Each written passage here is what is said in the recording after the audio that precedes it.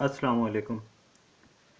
आज हम बात करेंगे inferior view of the skull की and it is called as norma बेज़ैलिस।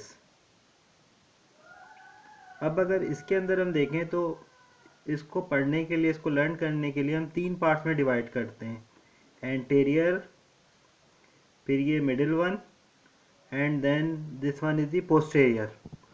Anterior में अगर हम बात करें तो हमें ये पता है कि this one is the inferior surface of maxilla और पैलेटाइन बोन। तो यहाँ पे आप देख सकते हैं एक बिल्कुल सेंट्रल सूचर मिल रहा है हमें, ये यहाँ तक आ रहा है। अच्छा, फिर हमें यहाँ पे ये पोस्टीरियर नेजल अपर्चर भी मिल रहे हैं, ये राइट है और ये लेफ्ट है, क्योंकि ये हमने उल्टा रखा हुआ है स्कल, तो ये ह्यूमन बॉडी का ये राइट पोस्टीरियर नेजल अपर्चर होगा, ये लेफ्ट होगा। और दरमियान में आप देख सकते हैं ये वूमर नज़र आ रही है। अच्छा, वूमर जो है वो अगर हम देखें, क्योंकि ये स्कल उल्टा रखा हुआ है, तो ये नॉर्मल नॉटिकल पोजीशन के लिहाज से हम ये कहेंगे कि ये वूमर जो है, जो कि पार्टीशन बना रही है, नेजल सेप्टम बना रही है, ये स्प्लिट हो रही है राइट और लेफ्ट के अंदर, और ये जो है राइट और लेफ्ट एला कहलाती हैं। ये राइट एला है और ये लेफ्ट एला है। दरमियान में अगर हम देखें तो ये बेसी ऑसिपुट है, एक बार ऑफ बोन है which is form by occipital bone as well as sphenoid bone. This one is the foramen magnum. It is the largest foramen of the skull. ये पैसेज देता है स्पाइनल कॉर्ड को, plus different coverings of the spinal cord भी pass होती हैं, plus vertebral artery यहाँ से entry होती है कंटेंट्स के लिहाज से अगर मैं बात करूँ। और इसके अलावा ईच एंड एवरी जो भी फोरामेन उनके कंटेंट्स हमें देखने होते हैं। खैर, अच्छा, ये फोरामेन मैग्नम हो गया। फोरामेन मैग्नम के साथ अगर हम देखें तो ये कंडाइल मिल रहा है, बोनी कंडाइल लेफ्ट साइड पे भी और लेफ्ट और राइट साइड पे भी। ये ऑसिपिटल कंडाइल है। ये क्या है? Occipital condyle. अच्छा, बिल्कुल सेंटर में ही अभी मैं बात कर रहा हूँ। ये जो एंटीरियर पार्ट है,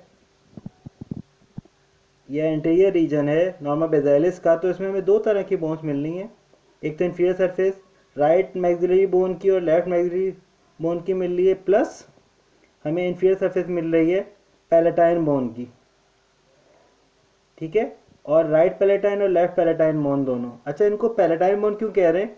क्योंकि आगे चल के हम नेजल केविटी और ओरल केविटी वगैरह की बात करेंगे, तो ये जो एरिया है ये पलेट कहलाता है। ये क्या कहलाता है?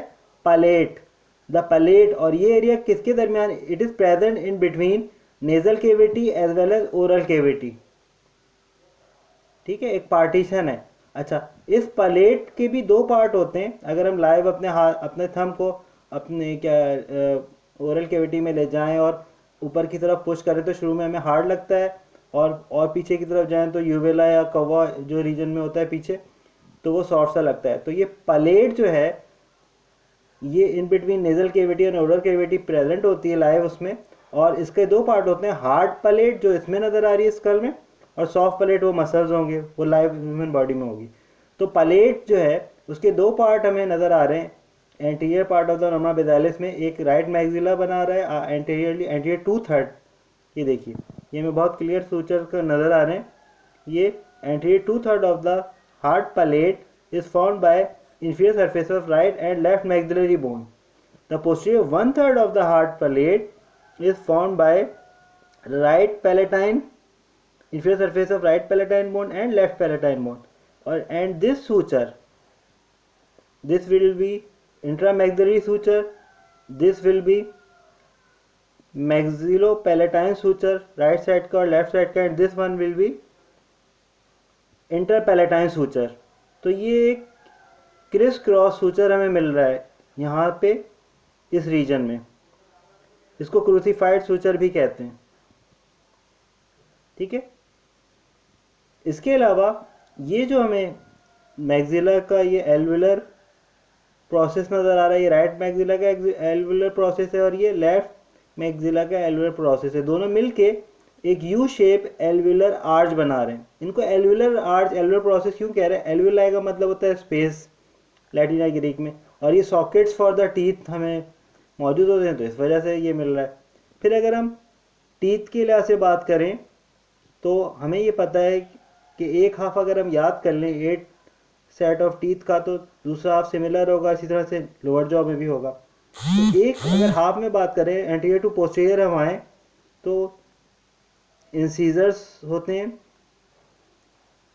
2 इंसीजर है, फिर एक कैनाइन है, फिर 2 प्रीमोलर है, एंड देन फर्स्ट, सेकेंड और थर्ड मोलर।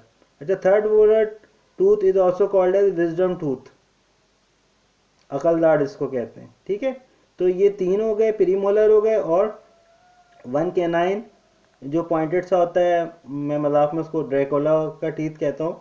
एंड एंटीरियरली जो है 2 कैनाइंस हैं, मीडियल कैनाइन और लेटरल कैनाइन। ये कटिंग के लिए हैं, ये टेयरिंग के लिए हैं, और ये प्री मोलर और जो मोलर हैं वो क्रशिंग के लिए हैं फूड की। ठीक है।